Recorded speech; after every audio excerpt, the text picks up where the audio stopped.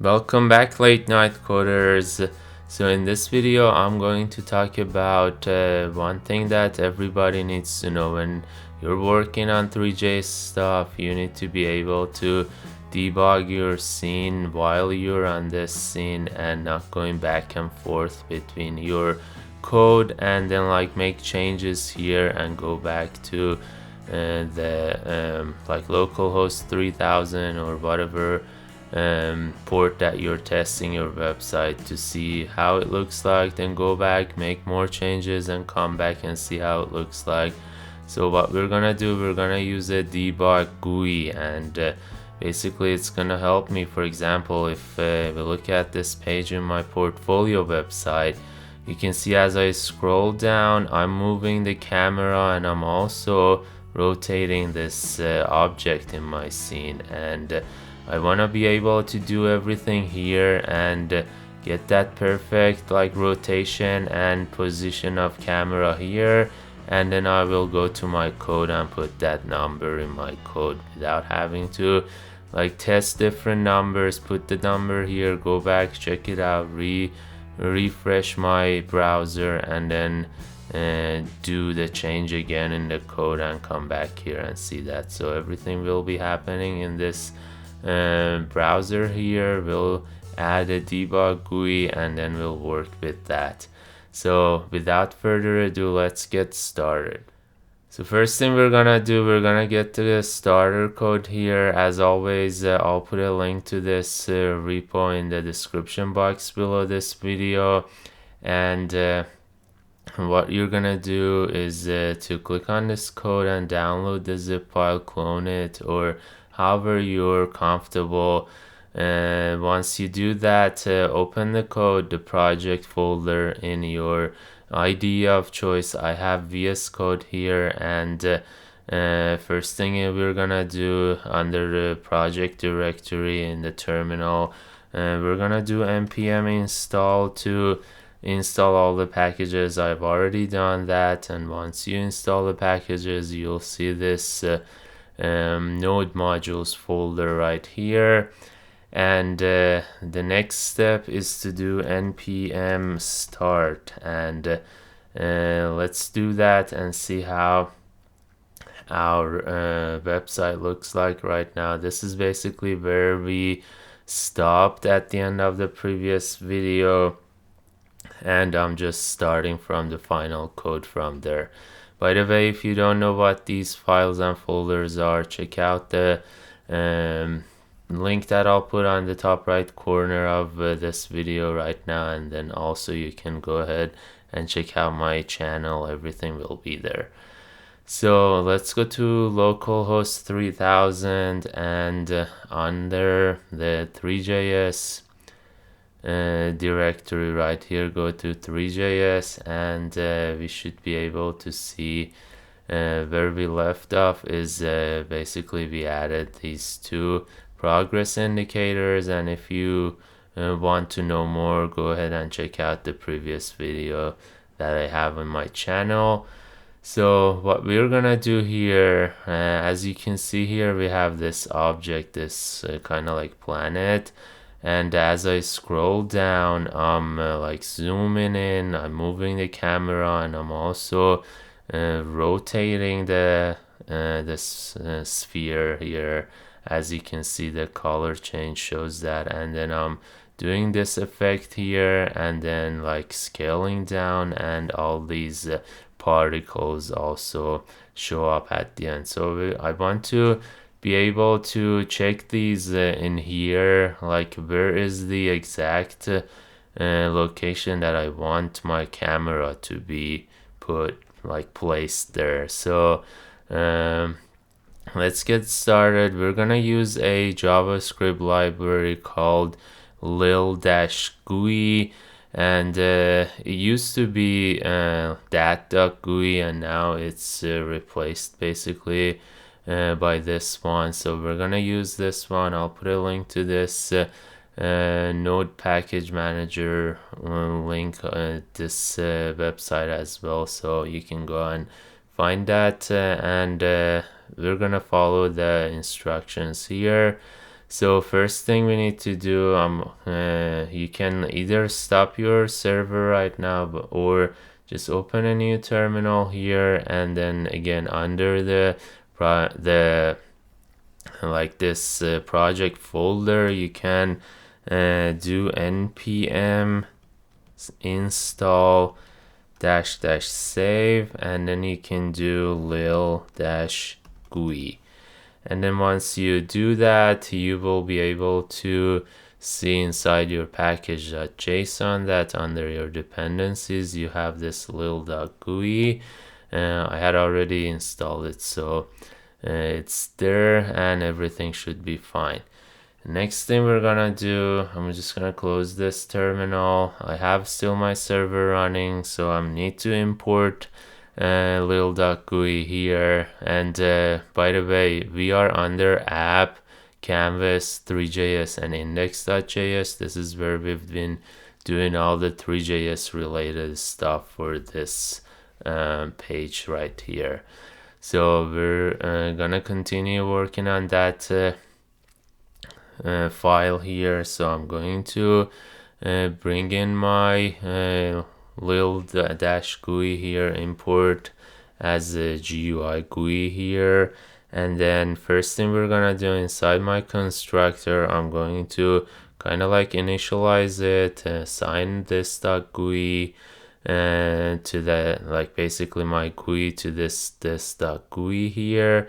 And then first thing we're gonna work on is the position of our object. So where did we define our object? Right here.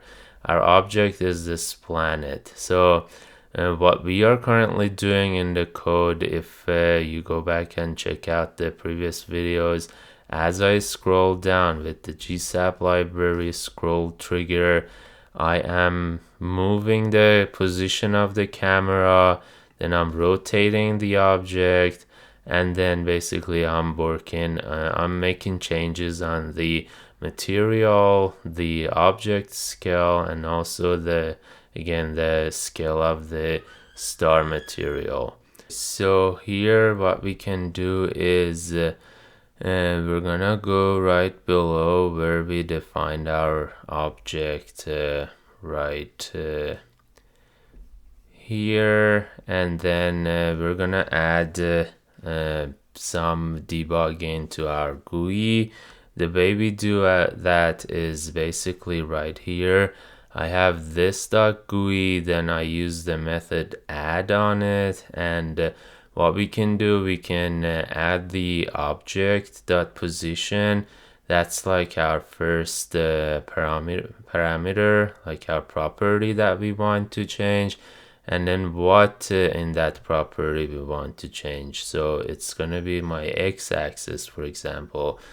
And we can also do min max step. We'll see how it looks like in the website, and I also added a name here to just give me an idea of what this thing is. So as you can imagine, if I want to change the position y and z, I can do a similar thing, and then instead of x I'll do y and z here.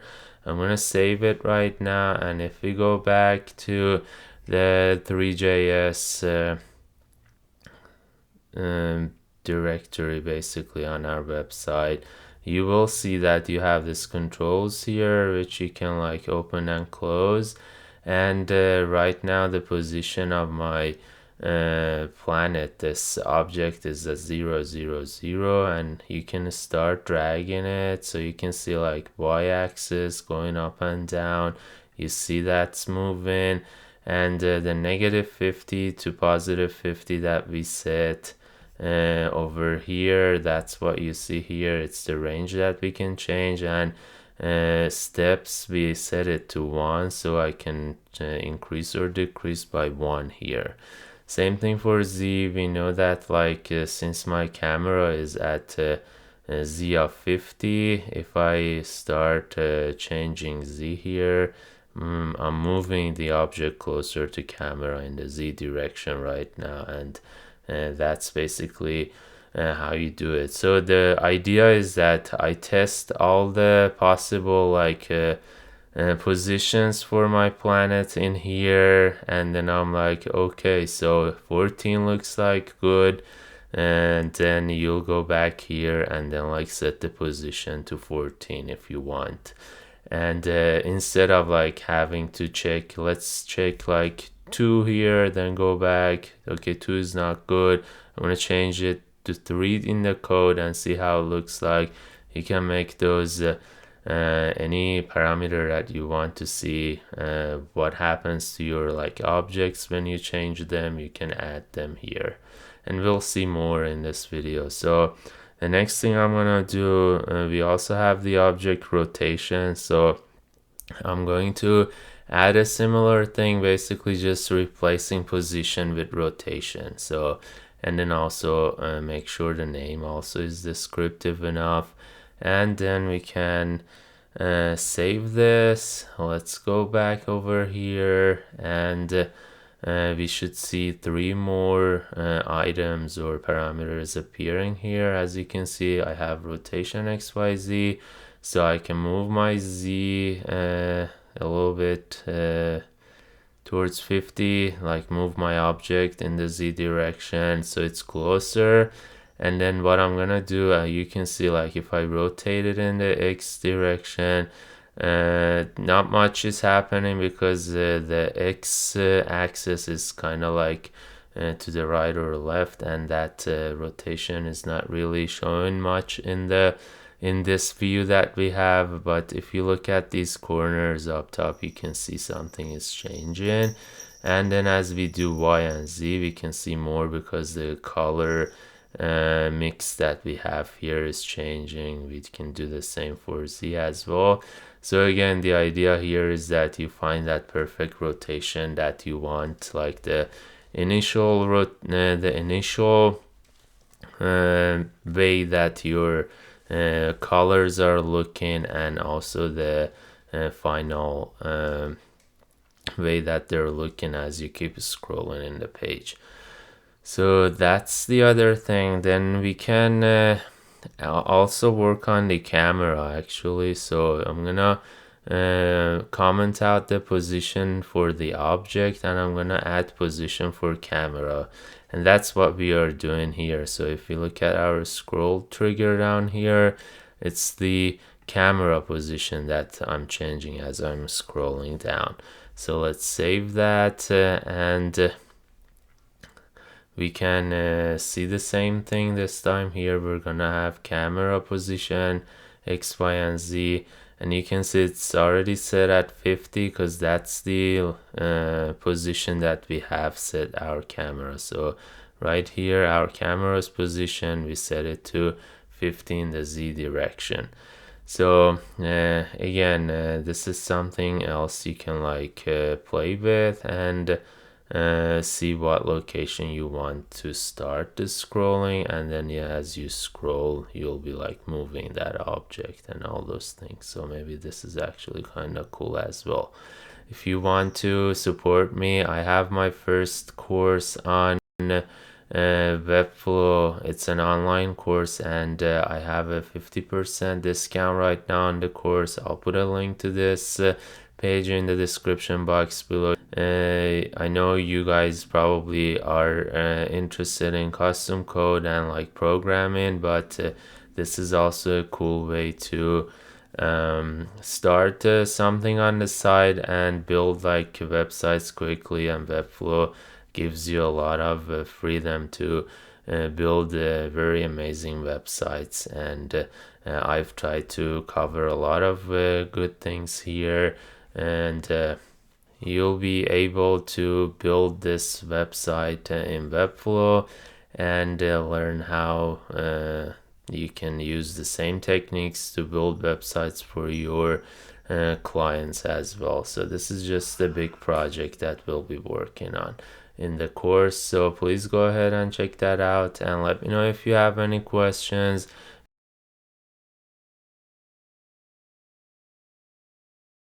We can also work on the material parameters. So if you remember we have this material that we're using on our mesh, and this is a shader material, and we can change the color. So uColor and uColor1 are basically these two colors that we have, kind of like green and bluish.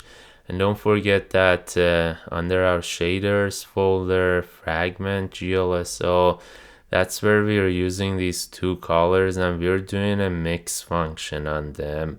And then that's why you see like this transition from one to another.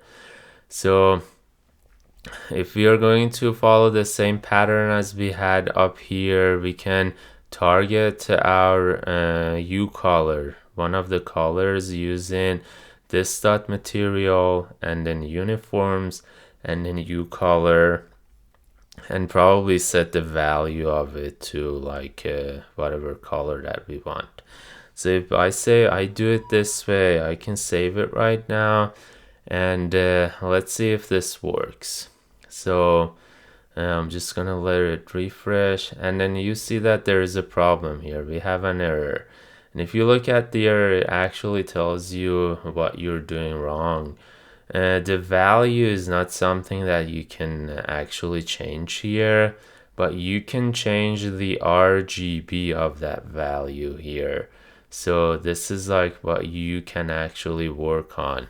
So let's see what that really means. So instead of targeting uniform.uColor, the value for that, we can actually add the value to uColor and then target the R in that, and then we can do like color R, and similarly we can do GNB, which is our RGB of the color that we have.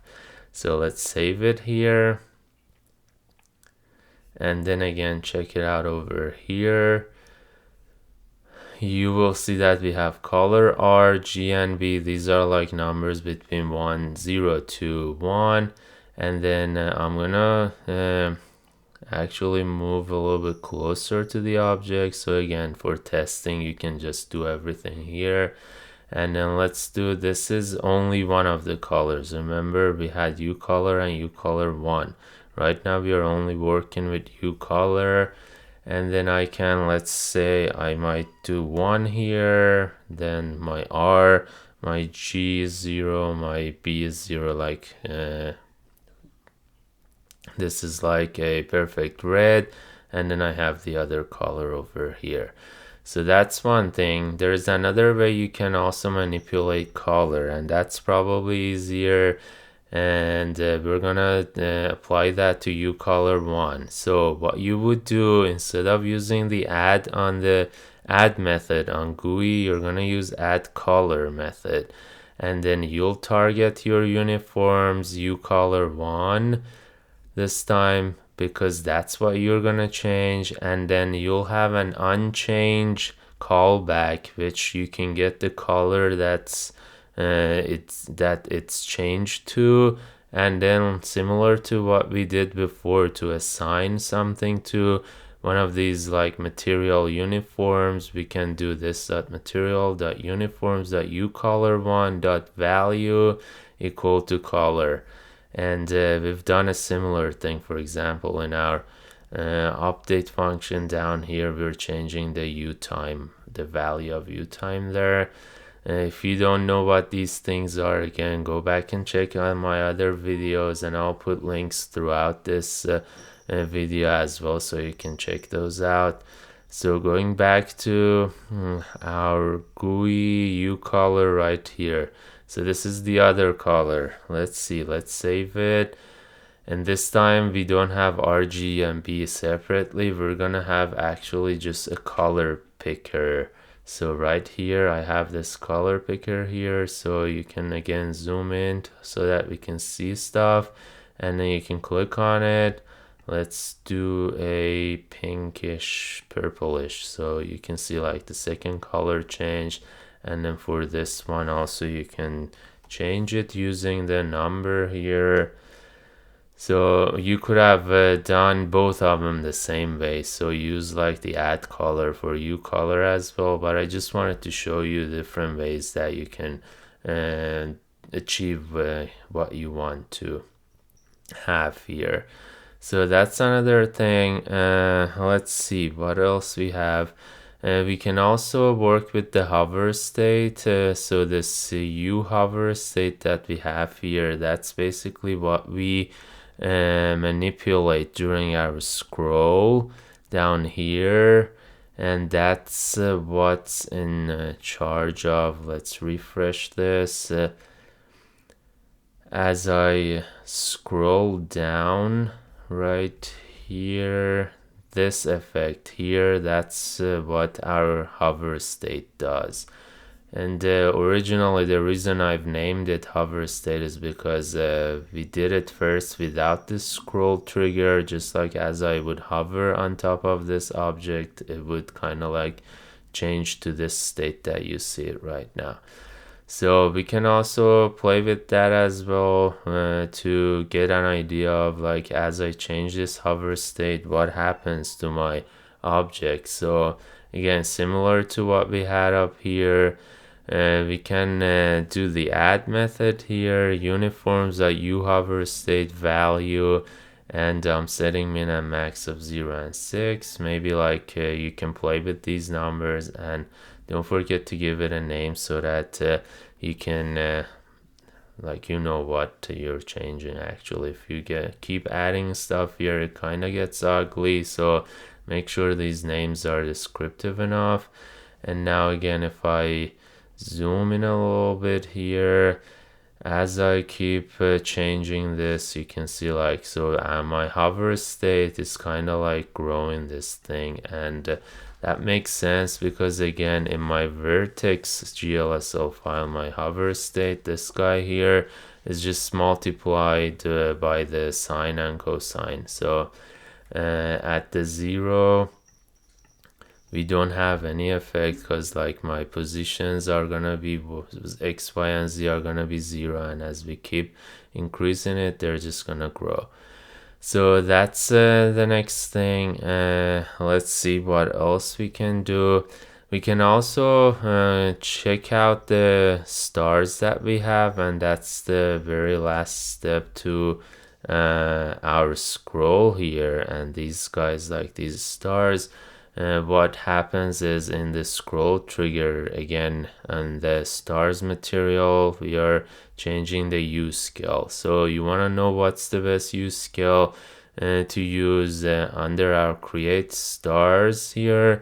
When we define our stars material and also the geometry, you can add the GUI over here. This time we're working on that U scale value of our stars material, and I'm just like adding again min and max and step over here and give it a name.